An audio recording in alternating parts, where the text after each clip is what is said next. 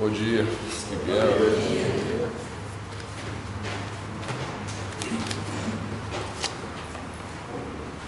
Irmãos, vamos abrir a Bíblia em Romanos capítulo 9, versículo 6.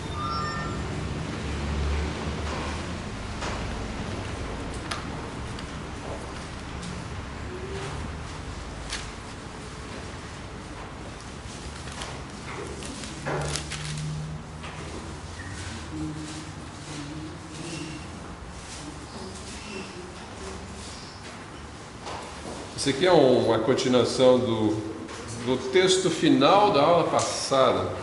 A aula passada está no YouTube, a aula do pastor da semana passada também está no YouTube, na página da igreja. Então, o texto diz assim: não que a palavra de Deus haja faltado, porque nem todos os que são de Israel são de Israel. Nem todos os que são de Israel são de Israel. Esse é o tópico que eu queria trabalhar essa manhã, e é um tópico difícil, teórico, ele tem a prática também, mas ele não é um tema simples. Nem todos os que são de Israel são de Israel. Nós falamos um pouco rapidamente sobre isso no final da aula passada, sobre isso, né? De dois Israéis, você tem o Israel físico e um Israel espiritual. E ele diz que nem todos os que são do Israel físico são do Israel espiritual. Queria orar para pedir a bênção do Senhor para essa manhã. Senhor Deus, obrigado pelos irmãos que estão presentes aqui para cultuar o Senhor, para estudarmos Tua Palavra, para nos concentrarmos nos ensinos que ela tem a respeito do Teu povo, Deus.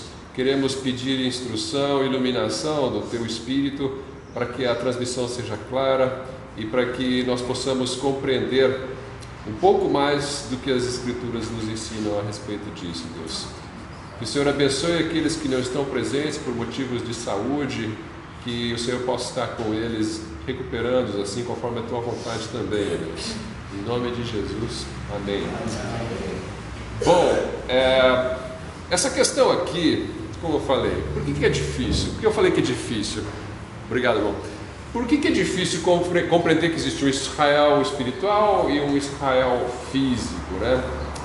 Olha, os irmãos vão perceber, quando eu for apresentando as razões, as diferentes opiniões a respeito deste assunto, os irmãos vão perceber o porquê que é difícil. Então, tanto é difícil que os próprios apóstolos e a igreja da época tinham suas dúvidas a respeito disso. Por quê? Você vê que o Evangelho veio primeiro em Jerusalém, na Judéia, Galiléia, primeiro aos judeus, né, e eles foram se convertendo. A igreja começa com os judeus, começa como um corpo judaico, vamos dizer assim, né, judeus convertidos a Cristo. E em seguida começam a se converter samaritanos, romanos, gentios, né, gregos. E aparecem certas dúvidas. As pessoas não sabem muito bem como receber esses novos cristãos que vêm de outros povos.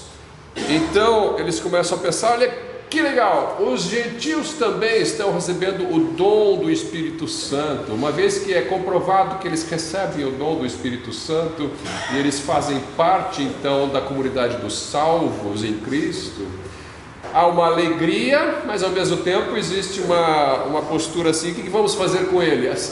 Vamos circuncidá-los e transformá-los em judeus como nós, né? Por quê? Eles eram judeus, circuncidados, estavam frequentando o templo, estavam guardando as festas, as dietas, os mandamentos todos e todos os mandamentos cerimoniais, então estavam guardando tudo isso. Os gentios se converteram, então o que eles são? Bom, eles devem ser então israelitas, então vamos transformá-los em israelitas, precisam se circuncidar. E aí Paulo, Barnabé e outros vêm e falam: não, vocês não podem circuncidar os gentios. Eles não são, a salvação não é por se tornar um israelita, então por que você vai obrigá-lo a tornar-se um israelita, se circuncidar e guardar a lei que nem nós mesmos conseguimos guardar, né? E existe o Concílio de Jerusalém, eles entram ali numa discussão, chegam num consenso de que eles não vão obrigar os gentios a guardarem a lei, nem a se circuncidar, mas sim a justiça conforme a lei, sim algumas instruções a respeito de coisas que talvez não fossem claras, né? Mas eles não se tornam judeus. Por outro lado, o que acontece? Com o passar do tempo, a maioria da igreja vai se tornando gentílica. A minoria é de judeus. A igreja em Israel é perseguida, eles se espalham, existe uma diáspora, vamos dizer assim, dos judeus cristãos que se espalham pelos povos ali, pelos países da vizinhança ali, Europa, Oriente Médio, África. E aí o evangelho se espalha e tem muitos gentios se convertendo. E começa a virar uma igreja majoritariamente gentílica. Não são estrangeiros. Eles já não têm mais essa cultura toda de Israel. E essa linguagem de nem todos que são de Israel são de Israel, começa a perder um pouco o sentido, porque eles nem sabem o que é um israelita, nunca viveram isso, né? E eles começam a viver a sua fé em Jesus. E como os judeus perseguiram a igreja no começo, a igreja começa a se afastar e começa a haver uma reviravolta. Em vez de judeu perseguir cristão, como no começo, tem um determinado momento em que a própria igreja começa a perseguir judeus ao longo da Idade Média, né? Isso vai se estender pela Idade Média, até na Reforma houve perseguição aos judeus, né? E você tem então aí um contraste, né? Judeu perseguia, os judaizantes perseguiam a igreja, e agora a igreja persegue os judeus.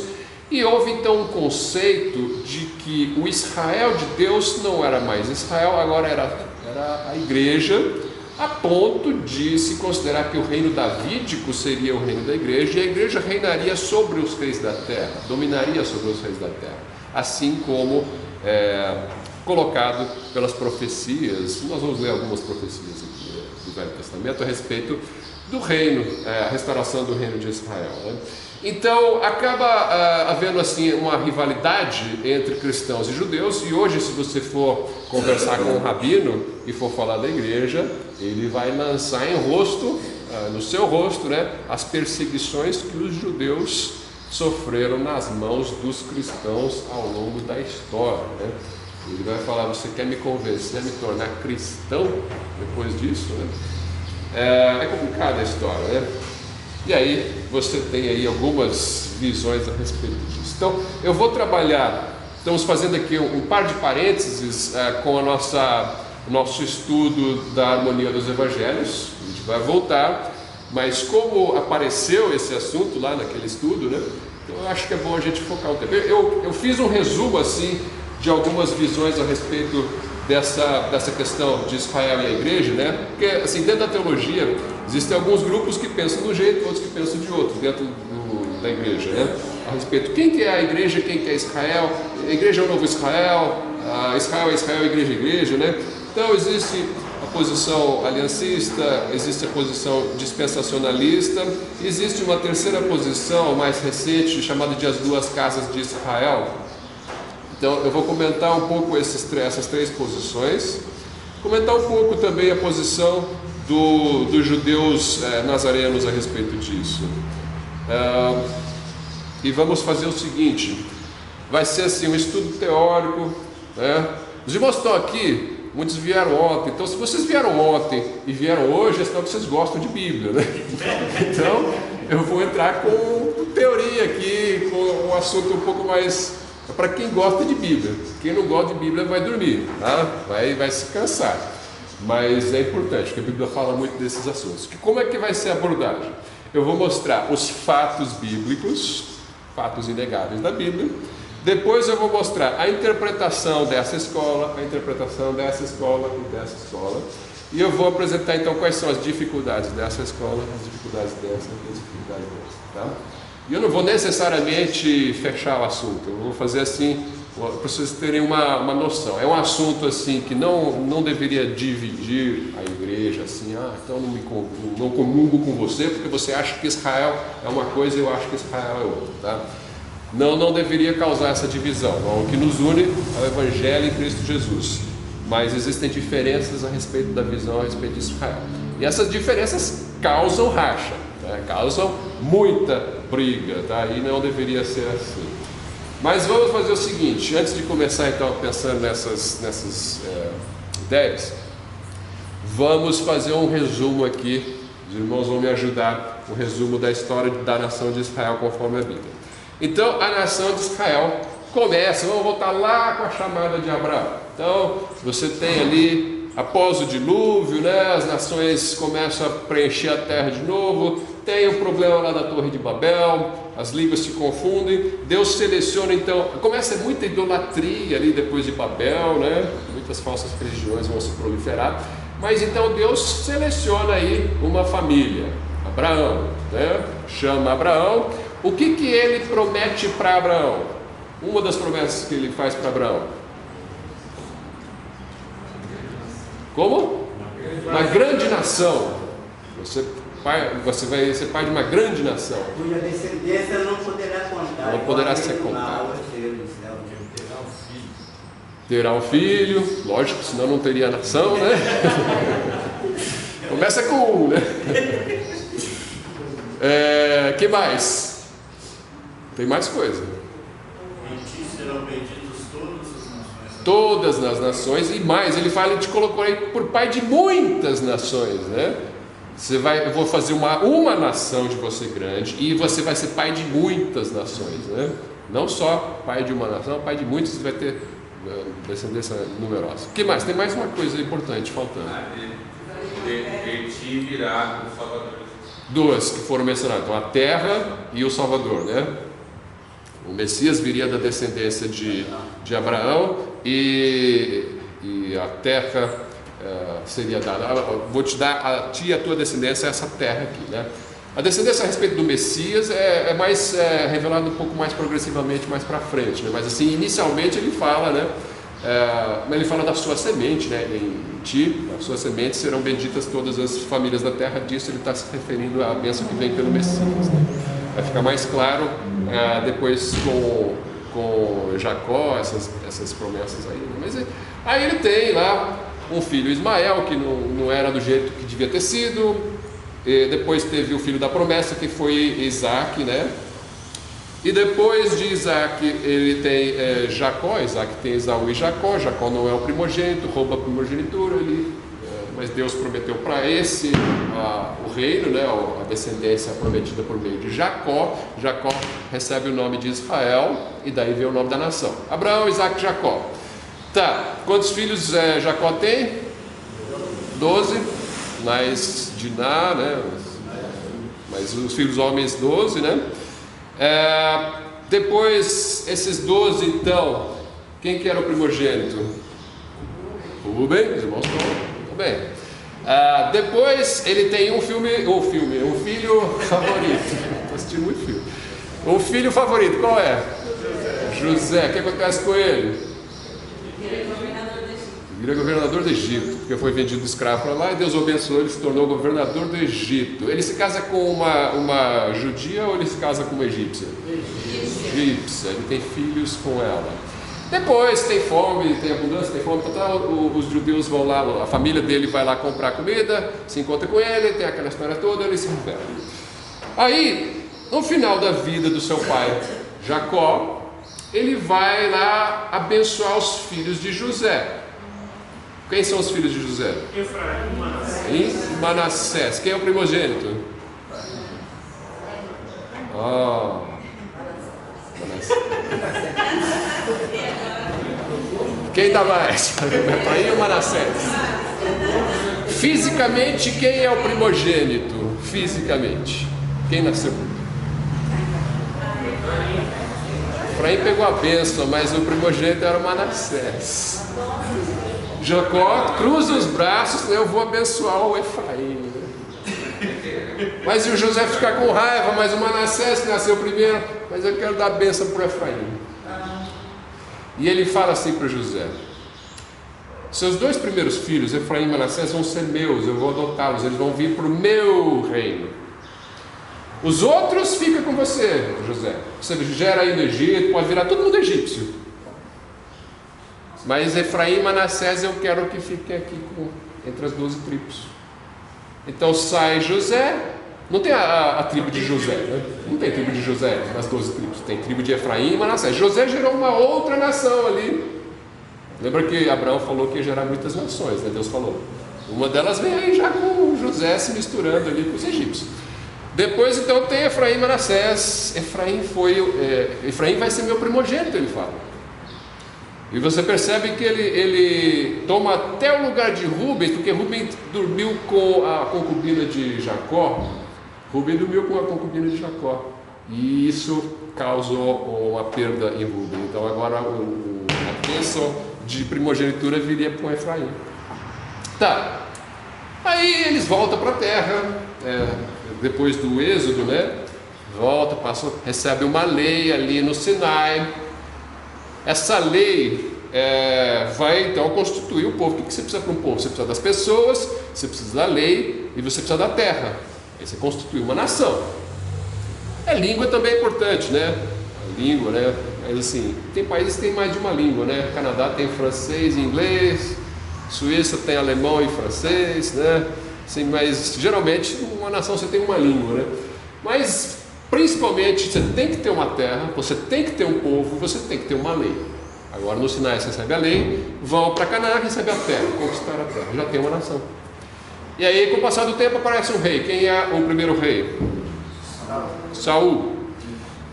Saul morre, desobedeceu a Deus, foi rejeitado a sua linhagem. Quem que vem como segundo rei? Né? O filho de Saul, ele começa ali Adonias, né? Mas depois Adonias sai, entra Davi. Os irmãos estão certos, o segundo rei ungido por Deus foi Davi. Mas houve um pequeno período ali em que Adonias foi coroado, filho de Saul, né? Mas o povo não aceitou, Deus não aceitou e Davi entrou no lugar dele, né? Ele saiu de fininho e ficou Davi. Depois de Davi vem Salomão, alguém sussurrou aí. Meu filho Salomão. Depois que Salomão se entrega aí a construir templos para os deuses das mulheres delas, Deus não gosta disso, então o reino depois de Salomão é dividido. Foi construído o templo, né? Agora eles têm um templo em Jerusalém. O reino é dividido em 2 reis. Quem são os 2 reis? O filho de Salomão, quem que era? Roboão. Vocês estão bem, hein? Roboão é o filho de Salomão. Ele ficou com quantas tribos? Das 12 ele ficou com quantas? Com 2. Olha, só o filho só ficou com 2. Quem ficou com 10? Jeroboão. De que tribo era? Efraim. Olha aí o primogênito, né? Efraim ficou com 10 tribos, o reino do norte. Esse reino do norte, como era a maioria, ficou sendo conhecido como Israel, ou Efraim, ou às vezes chama de Samaria também, né?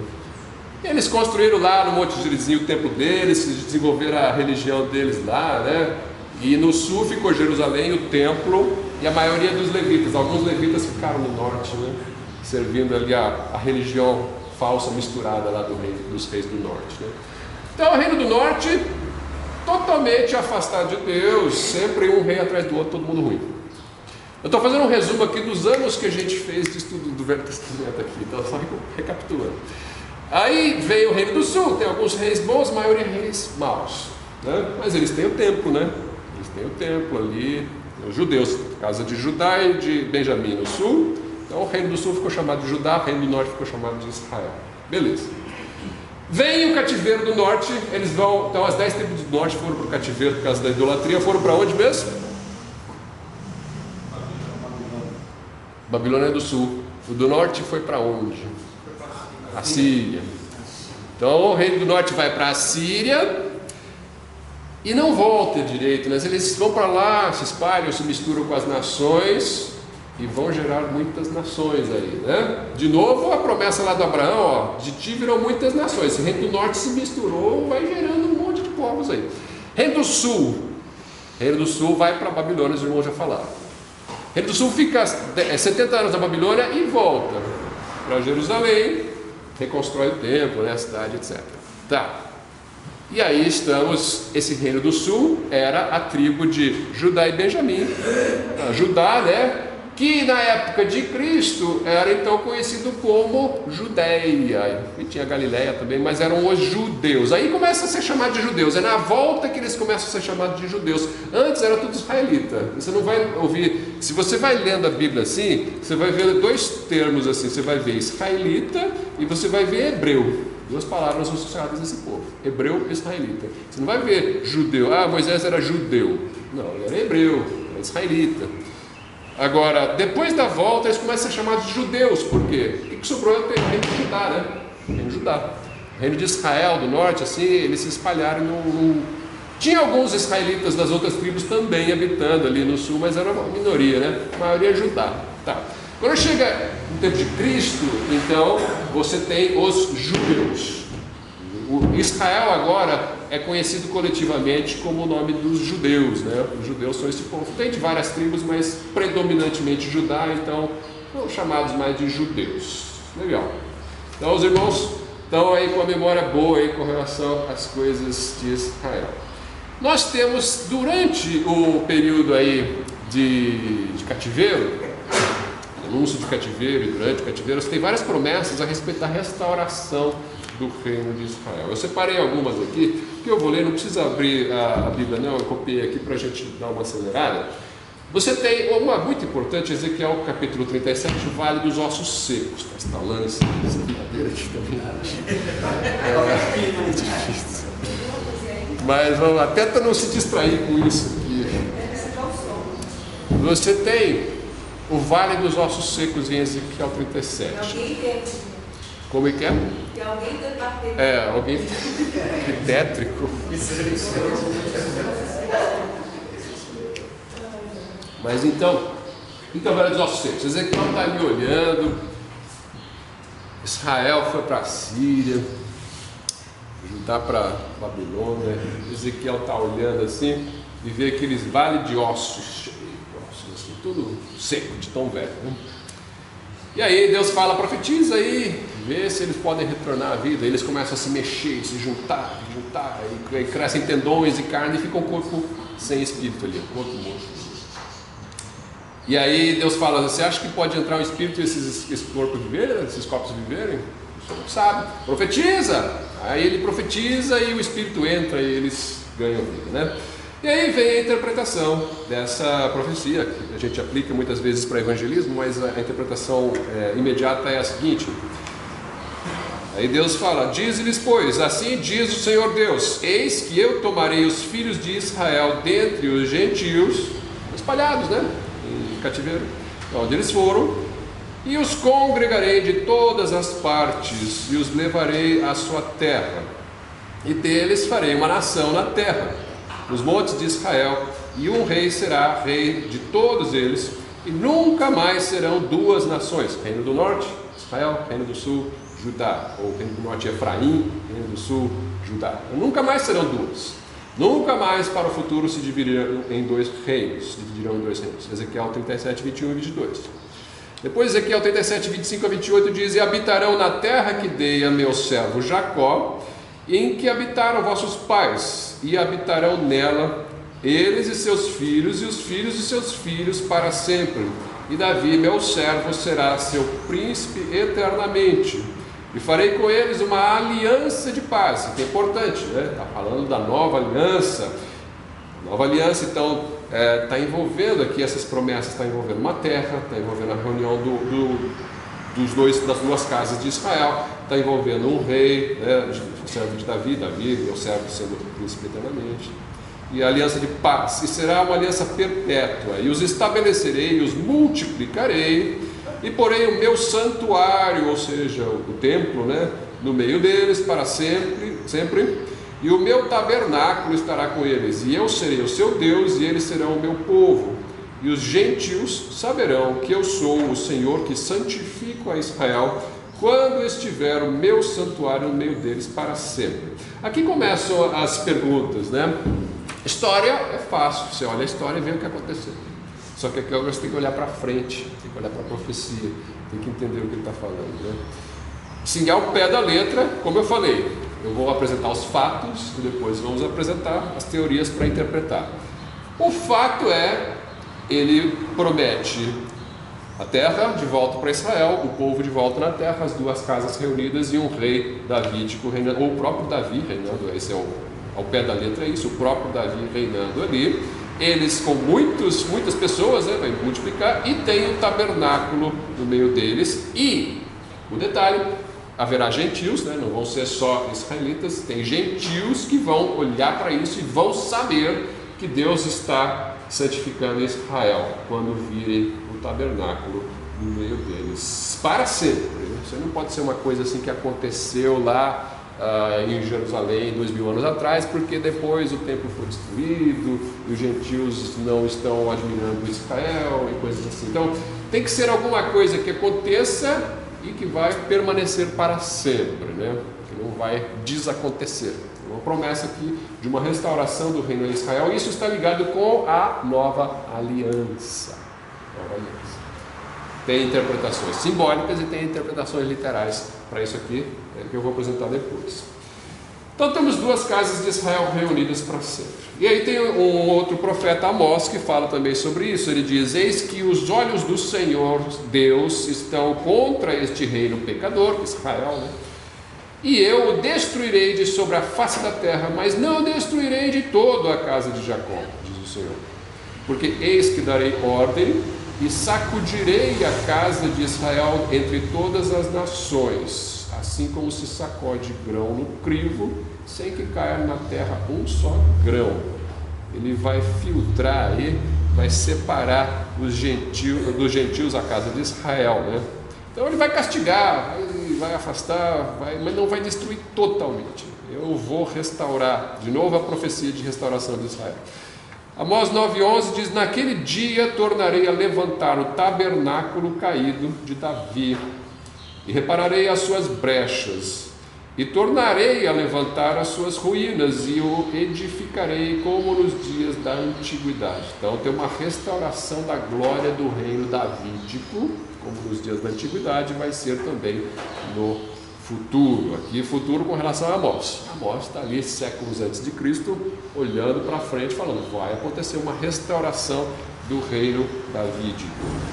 E trarei, Amós 9, 14 e 15 diz: e trarei do cativeiro o meu povo Israel, e eles reedificarão as cidades assoladas, e nelas habitarão, plantarão vinhas e beberão o seu vinho, e farão pomares, e lhes comerão o fruto, e plantá-los-ei na sua terra. Até aqui tudo bem, aconteceu na volta do cativeiro, eles voltaram e plantaram, né? Quando voltaram da Babilônia.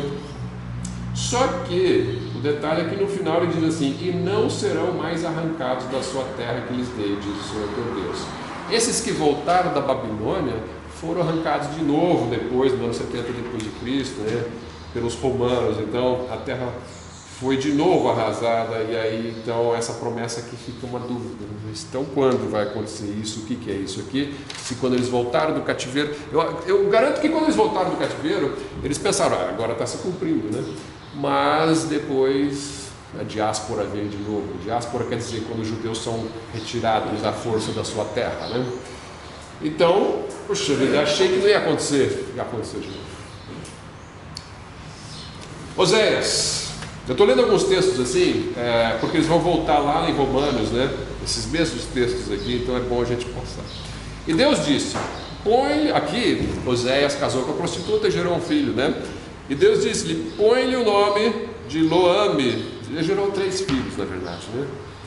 Aqui põe-lhe o nome de Loame. O primeiro é de Israel, depois Loame, depois não lembro qual é. Põe-lhe o nome de Loame, que significa não meu povo, porque vós não sois meu povo, nem eu serei vosso Deus. Está falando para Israel, reino do norte. Todavia, o número dos filhos de Israel será como a areia do mar. Ele fala: vocês não são meu povo, mas ao mesmo tempo logo em seguida diz: mas eu vou abençoar vocês. Que não pode medir-se nem contar-se. E acontecerá que no lugar onde se lhe dizia: vós não sois meu povo, se lhes dirá: vós sois filhos do Deus vivo. Os filhos de Judá e os filhos de Israel juntos se congregarão e constituirão sobre si uma só cabeça e subirão da terra, porque grande será o dia de Jisrael. Jisrael é um local ali, mas a palavra significa Deus espalhará. É também o nome do primeiro filho do Oséias, tá? Deus espalhará Israel entre as nações. Só que ele vai trazer de volta e os filhos de Israel e de Judá, 2 casas de Israel, Judá e Israel serão unificados, né? Oséias 2, 20 a 23 também vai dizer que eu direi àquele povo que não era meu povo, tu és meu povo, e ele dirá, tu és meu Deus. Tudo bem, então haverá uma restauração para Israel. Essas são promessas assim que não tem como ligar. Então, só repassando, existe uma aliança de Deus com Israel. Deus escolheu a nação de Israel, e ele, com essas promessas, dá para perceber que ele não vai rejeitar Israel, né? Por mais que Israel peque, Deus sempre é misericordioso e Deus vai salvar Israel. Deus ama Israel, Deus escolheu Israel, Deus vai salvar Israel, vai restaurar Israel, e ele faz essas promessas. Essas promessas incluem, então, ele mencionou a nova aliança, e a nova aliança inclui, então, paz sobre Israel, inclui a terra para Israel, inclui os gentios respeitando Israel, e o que mais que a gente falou? Riqueza, abundância, muita gente, né? Essas coisas aí. Deus prometeu para Abraão, Deus prometeu para Isaac, prometeu para Jacó, e prometeu também para aqueles da época de Oséias, né, que isso ia acontecer. Tem outras coisas a respeito da nova aliança que são mencionadas também em outros textos, né? Escrever a lei no coração e coisas desse tipo, né? Mas a aliança de Deus com as 2 casas de Israel é essa daí. E aí, como é que fica quando chega no Novo Testamento e a gente se depara com a igreja? Agora a gente percebe, olha, israelitas rejeitaram o Messias. Eles rejeitaram o Messias. Deus mandou o filho dele, eles rejeitaram e pediram a crucificação. O evangelho vai para os gentios, os gentios aceitaram o evangelho. A maioria dos judeus não aceitou o evangelho, os gentios aceitaram o evangelho. O que acontece? Então agora, como é que se é salvo? Se é salvo se tornando israelita? Não, agora se é salvo aceitando o evangelho. E quem é Israel? Essas promessas aí vão se cumprir como, e onde, e quando? Vão se cumprir em Israel. O Israel eleito de Deus. Qual é? Somos nós ou são eles? Ou nós somos eles? Os dois são a mesma coisa, né? Então, existe um grupo chamado judeus Notzerim, nazarenos, que dizia o seguinte: todo mundo tem que ser israelita, você tem que se tornar israelita, tem que guardar toda a lei. Mas eles aceitam Jesus como o Messias, né? E eles dizem: você quer ter um lugar de honra no reino, você tem que crer no Messias. Creia no Messias, guarde toda a lei, as festas de circuncisão e tudo mais, e você vai ter um lugar de honra no reino. E aí alguém pergunta: mas e Israel, o israelita que não crê no Messias? Eles vão dizer o seguinte, pelo menos alguns dos rabinos deles, o rabino Maurel Melo, se eu não me engano é este o nome dele, Maurel Melo escreveu um livro sobre israelismo e messianismo. Ele diz o seguinte: em relação à vida eterna, esta pode ser alcançada se tornando um judeu circuncidado apenas. Então ele acha que todos os judeus, se você se circuncidou ao 8º dia, você está no céu, está salvo.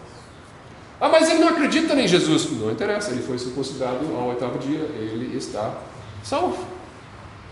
Mas ele é uma má pessoa. Ele não guarda a lei de Moisés. Ele foi circuncidado? Sim, então ele está salvo. Complicado. Mas é um rabino, né? Rabino messiânico, né? Ensinando isso. E... Prosélitos não. Não. Esse não é. Isso aí não. Não, ele não é que ele entra também, só que entra da seguinte maneira: você vai ter um lugar, existem posições no reino. Circuncidou está no reino, não aceitou Jesus, vai ser ali, longe do trono, não vai chegar perto do Messias. Quem chega perto do Messias é quem é circuncidado e guarda a lei e crê no Messias. Então tem níveis assim, né? Agora, se você nem foi circuncidado, aí ele vai para o inferno, né? Assim, ou nem crê no Messias. Então ele acha essas coisas, assim, né? São coisas que está sendo ensinado. Estou colocando isso para os irmãos perceberem, porque este assunto de Israel e a igreja é mais importante que os irmãos pensam, porque com base nisso as pessoas vão dizer: você tem que guardar todos os 10 mandamentos. Outros vão dizer: você tem que guardar os 10 e mais a carne de porco e o sábado. Outros vão dizer: você tem que guardar os 10 a carne de porco, o sábado e as festas. E outros vão dizer: você tem que se circuncidar. Então tudo isso está sendo ensinado, e hoje em dia existe internet, então seus filhos estão vendo tudo isso, e se você não tiver uma consciência assim das coisas, de como são, você vai ficar meio perdido, tá? Então é bom a gente saber quais são que posição que nós estamos, e a nossa posição como igreja, ela é muito clara com relação a isso, que nós não temos que guardar a lei cerimonial. Já discutimos isso bastante aqui. A justiça conforme a lei, sim. A justiça conforme a lei nós temos que guardar. Oi? Eu fico segurando para falar. Sim. Tem uma ideia muito quero Pode falar. interromper, está muito boa aula. Deus abençoe sua vida. E eu também quero já expor minha posição sobre isso aí. E a língua fica. Você lê o texto de Romanos 6, ele fala: nem todo que é Israel é israelita. Não é? Eu uso a palavra, eu trocaria Israel por um sinônimo, povo. Nem todo que é Israel é povo de Deus. Né? Sim. Faço essa... Ajuda a interpretar, né? O termo que está lá é Israel, mas assim, é uma interpretação que ajuda a pensar sobre isso. Nem todo que é Israel, ou nem todo que é israelita, faz parte do povo de Deus. Mas tem que falar isso para o Ravel, para o Maurel mesmo. Isso, eu falei que ele não ouviu. E aí, quando você lê o outro texto, citou o texto do Concílio de Jerusalém, isso nos ajuda hoje, que eles queriam impor a lei sobre os gentios. E ali eles fazem uma interpretação que nos ajuda hoje. Não é? O pessoal fala: por que vocês não seguem o Velho Testamento?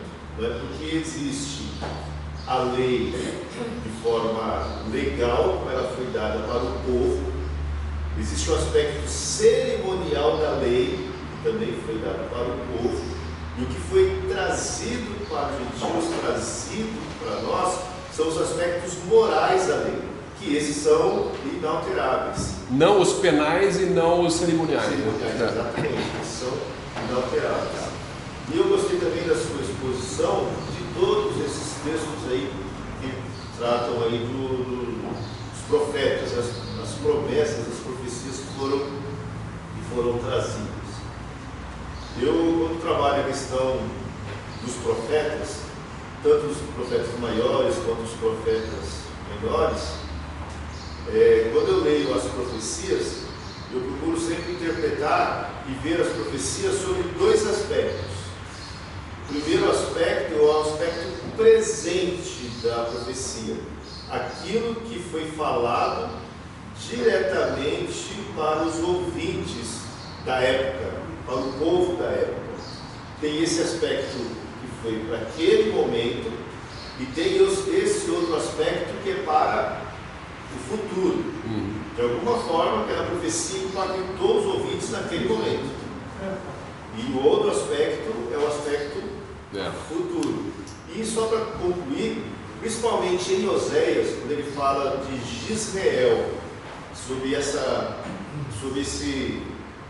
dispersão do povo, não é? A gente tem que prestar atenção nos outros. Não estou dizendo que você não prestou atenção, para nós.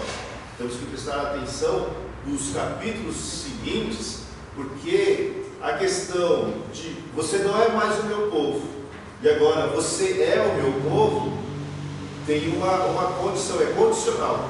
Se você continuar na rebeldia, você não é o meu povo, mas se você se arrepender, você será o meu povo. Aí na história a gente vai ver se o povo se arrependeu ou não. E na verdade ele anuncia que ele vai converter essa nação, né? Sem conversão não há. Exatamente. E isso vai linkar com esse texto que fala Israel, e que nem todo Israel é Israel, né? É quem se converter. Espero que tenha trabalhado. Tá, não, ajudou. Mas os irmãos estão percebendo, né? O que ele falou de dupla interpretação da profecia, uma para o ouvinte da época a respeito da situação real da época que estava vivendo, e outro para o futuro. A gente vê isso muito nos Salmos, né? Os Salmos messiânicos são todos assim. É Davi se lamentando ou colocando, derramando seu coração a respeito de algo que ele estava passando, e quando você vai ver os evangelhos é o que Jesus estava passando, né? É uma dupla ocorrência, né? Algo que tem um sentido duplo na profecia. Mas, então temos essa primeira colocação. Evidentemente isso está errado, essa posição desse rabino Notzerim. Tem o texto de Mateus 8, 11 e 12 que nós lemos na outra aula. Mas eu vos digo que muitos virão do Oriente e do Ocidente e assentar-se-ão à mesa com Abraão, Isaque e Jacó no reino dos céus. E os filhos do reino, quer dizer, os israelitas de sangue, né, serão lançados nas trevas exteriores. Ali haverá pranto e ranger de dentes. Ah, mas eu fui circuncidado. E eu com isso, né? O Messias vai falar. Bom, tem um outro ensino a respeito de Israel e a igreja que eu mencionei antes, que como a igreja foi se tornando mais gentílica, eles começaram a desprezar um pouco os judeus e até perseguir, e tomaram para si o título de Israel. Eu sou Israel e não existe mais Israel, é só eu sou Israel, agora a igreja é Israel. Os bispos da igreja são os equivalentes aos reis de Israel de antigamente. Essa posição foi ensinada, que a igreja substitui 100% Israel. Ela foi ensinada ali já por alguns teólogos antigos que nós respeitamos muito e usamos muito, como Agostinho de Hipona, né, e outros, acho que o Orígenes também. E isso vai montar as bases da teologia da igreja durante a Idade Média. E os reformadores, Lutero e Calvino, eles mantiveram essa linha básica de que a igreja substituiu totalmente Israel, e não existe mais um plano de Deus para o povo de Israel. O plano de Deus é só para a igreja é o novo Israel. Todas essas profecias aí, elas se cumprem só na igreja, né? Já estão se cumprindo na igreja, essas profecias que nós lemos. Então, de alguma forma ou de outra, existe base bíblica para isso? Existe, nós vamos ver, mas existem alguns problemas, algumas dificuldades também, tá? Então, a primeira posição é essa: a igreja substitui Israel e não existe mais o plano de Deus para Israel. Agora, todas essas profecias aí, elas se cumprem simbolicamente na igreja. Essa questão de, inclusive, o domínio sobre os reis da terra, tá? Se cumpriria sobre, e daí que vem a igreja ligada com o Estado. Tanto na visão protestante quanto católica romana, você tem as nações, estados protestantes e estados católicos, que às vezes entravam em guerra, como a igreja oficial, e se você não for dessa igreja oficial, você vai ser morto, né? Então aconteceu isso, para nossa tristeza, em ambos os lados. E isso está ligado com a ideia de teocracia. Se eu sou Israel, Israel é teocracia, é Deus governando. Eu tenho a religião de Deus, então eu domino. E se você não seguir a minha religião, eu vou te matar, do mesmo jeito que os judeus matavam os pagãos que estavam em Israel e não queriam seguir a lei, né? Então eles importam a visão israelita para a igreja e cumprem ao pé da letra, né? Eu sou Israel, agora é teocracia. Então essa é uma visão. Como eu falei, a visão de que Israel agora é a igreja, ela tem suas bases bíblicas, mas ela tem esses problemas que eu tenho mencionado.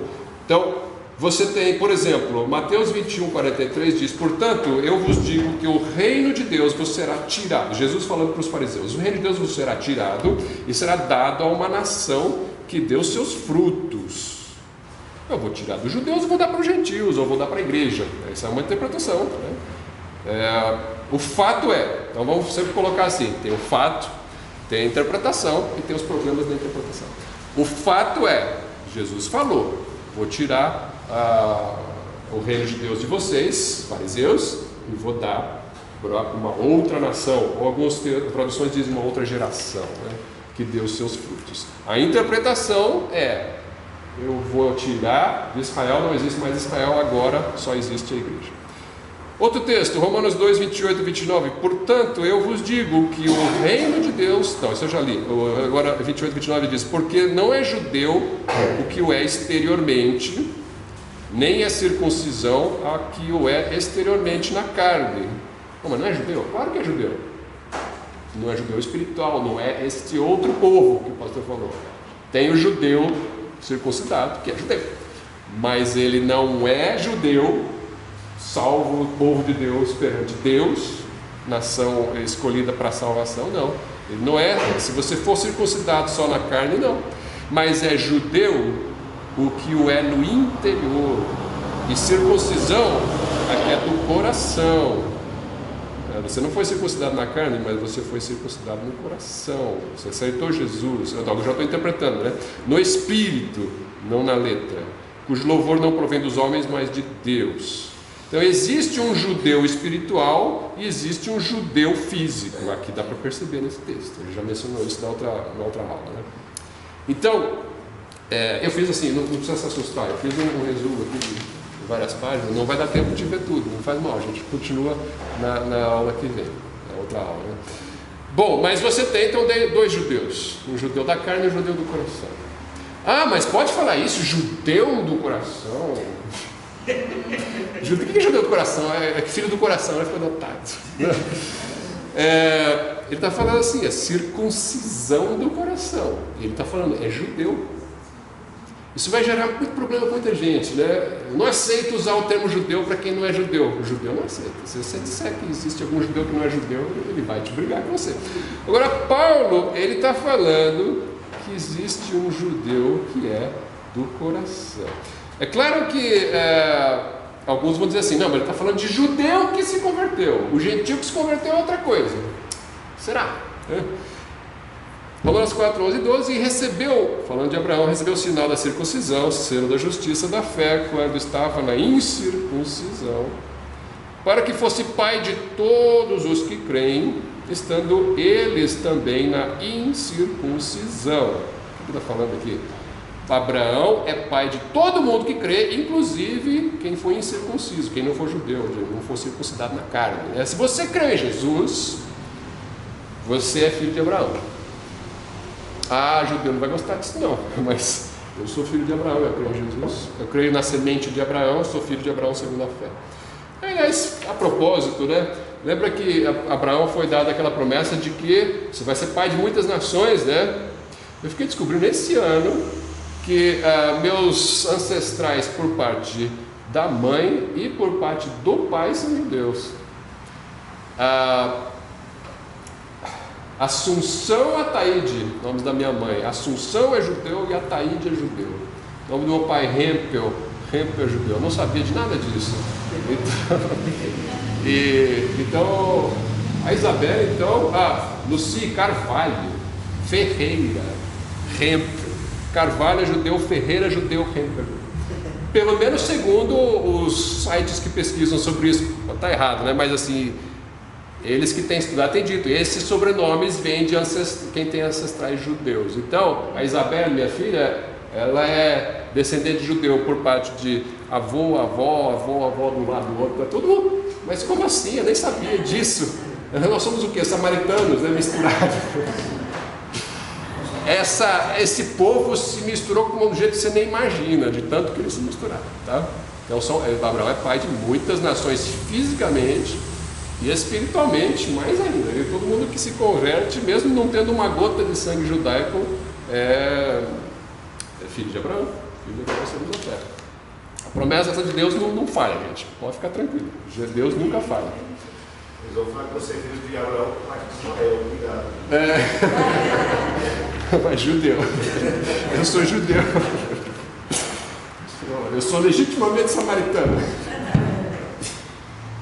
Então, pai de todos os que creem, estando eles também na incircuncisão, a fim de que também a justiça lhes seja imputada. A justiça de Cristo é imputada em nós pela fé. E fosse pai da circuncisão, agora estou falando, ele também é pai dos judeus, né?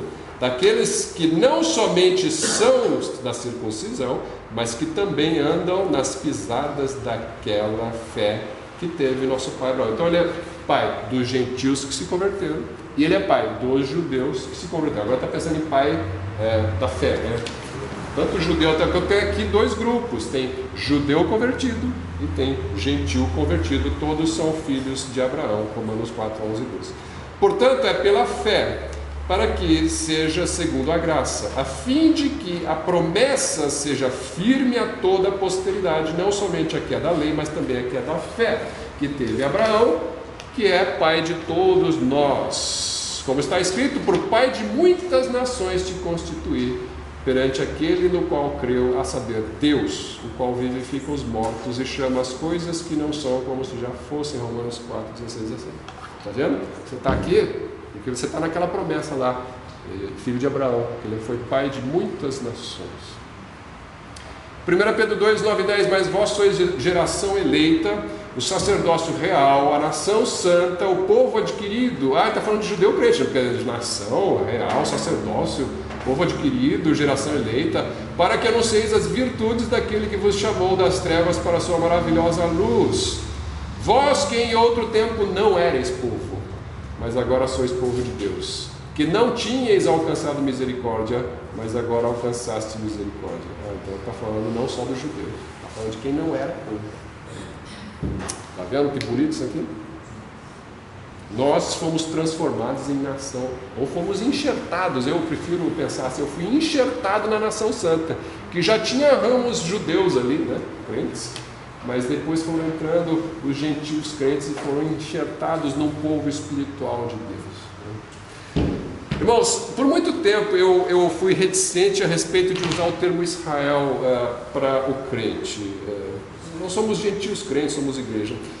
Olhando esses textos todos, eu não tenho problema hoje de pensar. Eu creio, existe uma nação escolhida. Eu não sou israelita de fato, de sangue. Eu estou misturado aí, mas agora, existe uma nação aí. Eu creio que existe um plano para essa nação aí.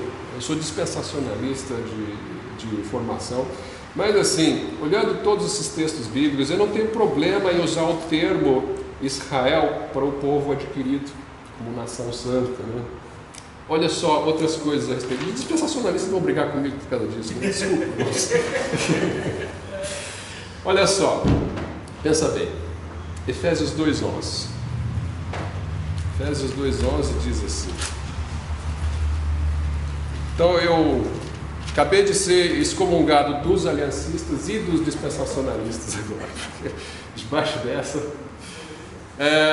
Efésios 2:11 diz: portanto, lembrai-vos de que vós, noutro tempo, éreis gentios na carne e chamados incircuncisão, pelos que na carne se chamam circuncisão feita pela mão dos homens. Ok. Então, quem que é o circuncisão? Judeu.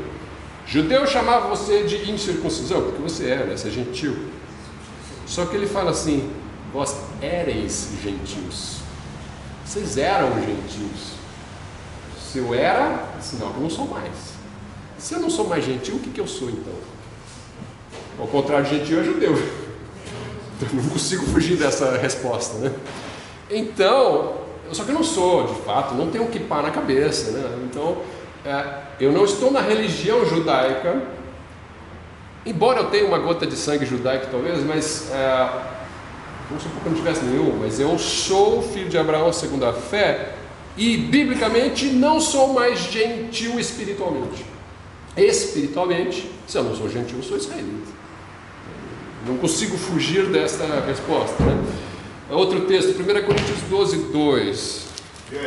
Nesse mesmo texto, ele fala: vocês eram gentios, chamados de circuncisão, pelos que na carne se chamam circuncisão, só que aí entra aqui, feita pela mão dos homens. Então tem uma outra circuncisão que não é feita pela mão dos homens. Que é feita na circuncisão do coração. Para Deus é essa que vale. O Israel de Deus é esse circuncidado no coração.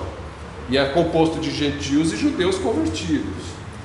1 Coríntios 12:2: vós bem sabeis que éreis gentios, levados aos ídolos mudos, conforme éreis guiados. Agora ele vai falar dos dons espirituais. Vocês eram, né? Agora não. Eu sou igreja. De fato, Paulo não usa muito o termo Israel para igreja. Não usa. Então, se você for procurar as ocorrências da palavra Israel no Novo Testamento, elas se referem ao povo de Israel mesmo, a não ser nessas discussões de um Israel espiritual. E eu creio que nós fazemos parte desse Israel espiritual, os escolhidos de Deus para a salvação. Então existe uma nação de Israel escolhida para trazer a Bíblia, trazer o Messias, trazer as promessas, trazer o Cristo, né? Essa é a nação, Deus escolheu essa nação. Nem todo mundo nessa nação era salvo, mas Ele escolheu esse povo, porque Ele queria ter um povo nessa terra para mostrar o seu nome. E aí Ele traz o Messias nesse povo. Só que existe uma outra escolha de uma nação onde todo mundo vai para o céu, que é a igreja. Na igreja, todo mundo vai para o céu. Na nação de Israel, nem todo mundo vai para o céu, só aqueles que crerem no Messias.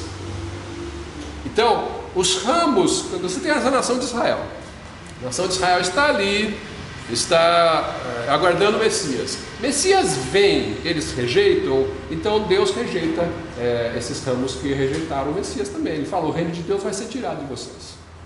Eu vou tirar de vocês. Esse reino vai ser passado para um outro povo. Esses ramos são cortados da oliveira. Você não é mais de Israel espiritual.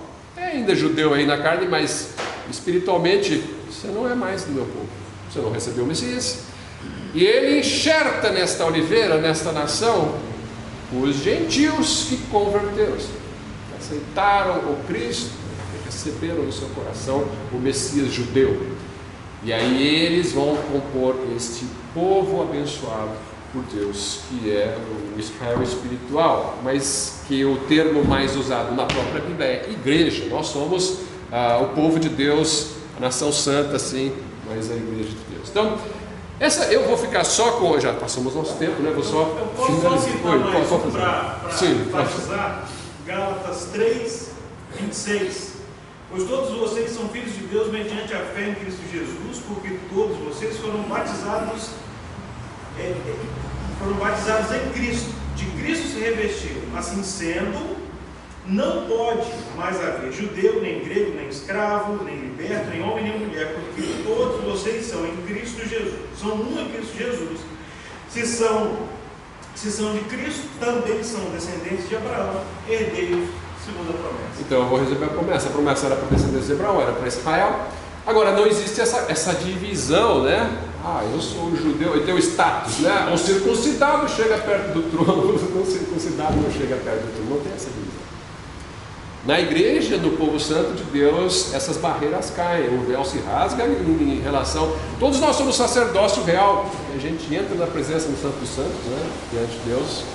Então, muita coisa para se dizer, né? Então, eu vou continuar esse estudo da próxima vez, se Deus permitir, né? A gente não teve nem como assim dar uma beliscada em muitas das dificuldades de interpretação, mas tem muita coisa, né, para a gente pensar. Então, vamos parar por aqui, por enquanto, depois a gente faz uma continuação. Bom.